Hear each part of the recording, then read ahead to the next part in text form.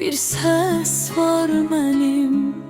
Nə qədər gizlətsəm dinmir ki, dinmir.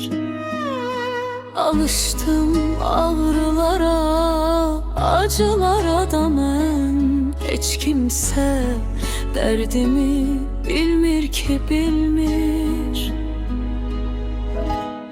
Məni heç kim məni qədər bilmədi. Axtardım, xoşbəxtlik tapa bilmədim. Kimə dəyərindən çox dəyər verdimsə, dəyərimi mənim bilmədi ki, bilmədi.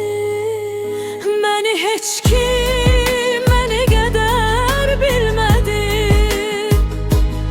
Axtardım, xoşbəxtlik tapa bilmədim.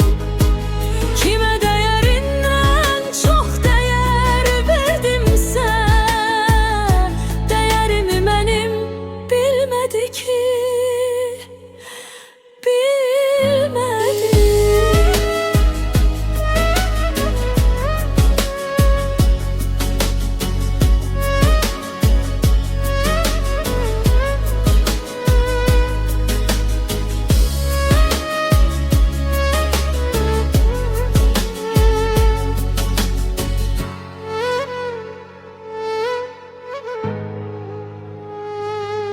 Xoşbəxt görünsə də kənardan üzüm, heç vaxt ürəkdən gülmür ki, gülmür.